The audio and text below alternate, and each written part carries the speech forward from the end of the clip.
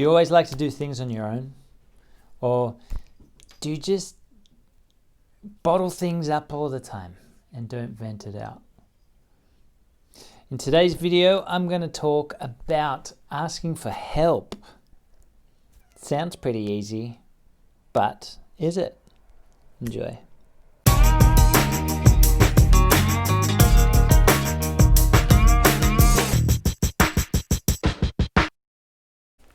What's going on, peeps? My name is Chris and I am passionate about the mind, human behavior, human potential, self-development and all that jazz.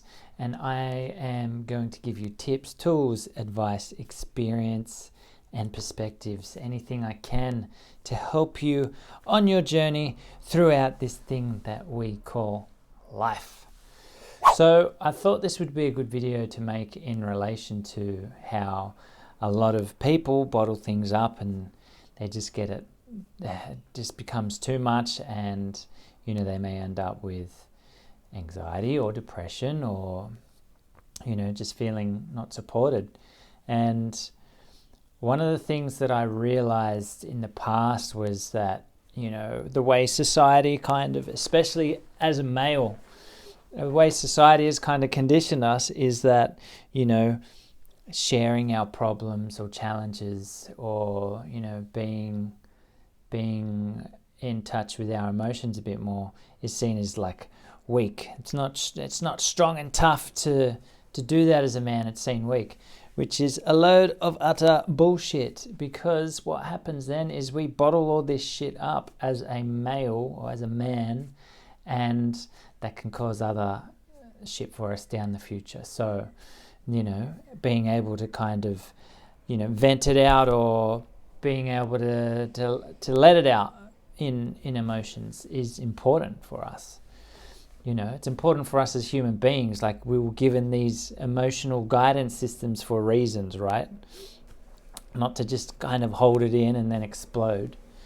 So I really kind of wanted to touch on that because it's so important, especially as a man, and I'm not leaving you ladies out either. It's so important to be able to talk. And on this journey that I've gone down, and many people I've met have gone down, where they're finding out more about themselves and being more in touch with their emotions, more in touch of who they are and who they want to be, I find that they are able then to balance that aspect of themselves, and they are able to have the friends that create that supportive network for them, which is important. So in relation to that, what really helps is being able to understand where people are coming from and what they're going through, and why they're going through it. I mean, you don't really have to know why, but as long as you can hold a good space for someone, that's really important. And actually, it's a way of giving back. And it's quite funny. Like, years ago, I don't know how old I would have been, maybe 10 years ago or so, when you'd hear people going to psychology, you would think, or this is what I would think back then, is like, okay, someone's got like a serious problem there. And as I got older, I started to realize that that's not the case at all.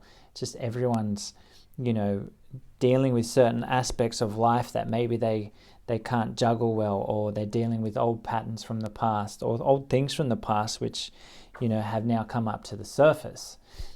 That having that within your life and holding on to it, like, doesn't really help us that much. There's a video I did about letting go and change, which is up here, separate to this. And I really wanted to go into the detail about how being vulnerable, there's like a huge strength within it. There's a massive strength with being vulnerable. When I started to go to ceremonies, working with plant medicine, or maybe like breathwork ceremonies or whatever, they do it in a circle, and then you go through your experience and then you share. And the sharing part of it is one of the most powerful experiences, just purely for the fact that you might you might meet someone that you haven't even spoken to yet, and they completely resonate with what you're saying. They may be going through the same thing, and then like a really good friendship and bond can be created from that. And it doesn't always happen, but even just having someone understand where you're at just makes you feel normal, like a normal human being, which we all are. We're all human. So the more that I did that, the more that I kind of became vulnerable, and shared like these, things that I was worried about, or deeper aspects of myself, I found that more of the person who I was would kind of pour out the real, authentic essence of who I was as a person, as an individual, as a human being. And that's kind of built on over the years as I've gone by. And, the people that know me now, that I have in my life now, know that part of me. The people that, I've known from the past, they know me, but they've also seen me change, and they've seen me change like dramatically, so it's a beautiful spot to be in, to be vulnerable. Being vulnerable is strength. Just remember that. It's a good thing to remember. Now, I went and did psychology when I was dealing with the anxiety, which I still got to make a video about a year, probably 2 years ago, and that was nothing like I thought it would be. And it did help, but my psychologist was just always here, and then they disappear for like 2 months. I'm like, okay, I need to vent out, and then I just looked at other things and then made my own way, made my own path, and here I am today. But for those of you that are like, oh, no, I don't want to do that, I haven't got any problems, just go. It's just nice to be able to go and talk to someone that has no third-party opinion, or no opinion, because they're a third party. And, in Australia, we have it like you get 10 free a year. You just try it out and see what happens. It's no harm, no loss. Last year, when I had a second breakup, I was having major fluctuations with this job. I was like already deep in this up and down, debilitating anxiety experience, which was horrible. Then that period right after I'd broken up again, and it was complete cut, I struggled for 2 weeks because I was still doing my job, which was an emotional roller coaster. I was still dealing with all that anxiety and everything like that, a bit of depression. And it got to like the second week. And see, I'm one of those people that has always wanted to do things on my own, always wanted to figure it out on my own, always wanted to kind of, do a course online and do it on my own, and not have, a teacher or mentor or anything like that, which I completely changed all that because it's very important. And I got to a point where I was struggling. I was like holding on by threads. And I asked a bunch of friends, I'm like, what are you doing this weekend? I'm struggling, has anyone got time? So I made that allowance for myself to make space and to actually push myself to ask for help. And I kid you not, just doing that, just asking for that little help, it felt like it shifted and changed my life a lot, because I kind of took the courage to be vulnerable and asked, Now I had other friends that also, within that realm are very supportive and everything like that and understand the journey. But to open it up to new friends is a different thing. And from there, it was just beautiful. It was beautiful to be able to kind of be vulnerable and, take that courage to be like, okay, well, I need help. Like, I'm asking for help here.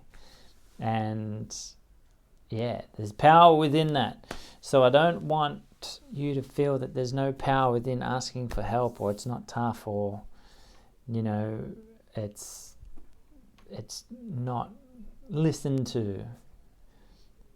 People will help. So I know in Australia we have, the Are You OK Day. And I don't know where this video will go. Doesn't matter where it will go.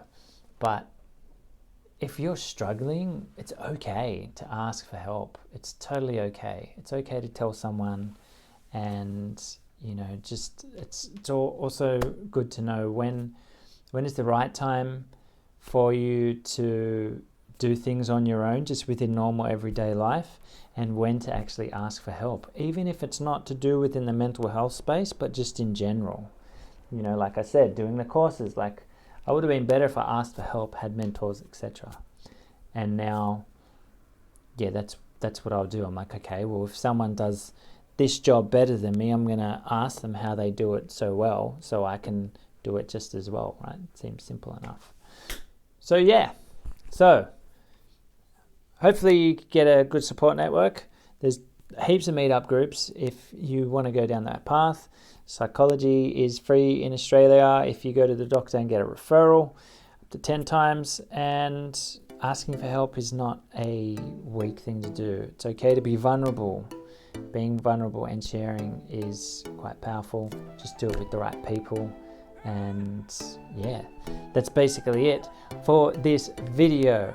So, in light of that being said, there are buttons down below. Please click 1, 2, 3, 4. I don't even know how many there are, but just click one. Maybe the red one. I think it's the red one. That'll do. Thank you. And remember, there is strength with being vulnerable. It's not a weak thing to be vulnerable, and it's not weak to ask for help, regardless of how society's conditioned us, or maybe your friends in high school or whatever. It's okay to ask for help, and just, you got this. And as always, guys, make someone smile today.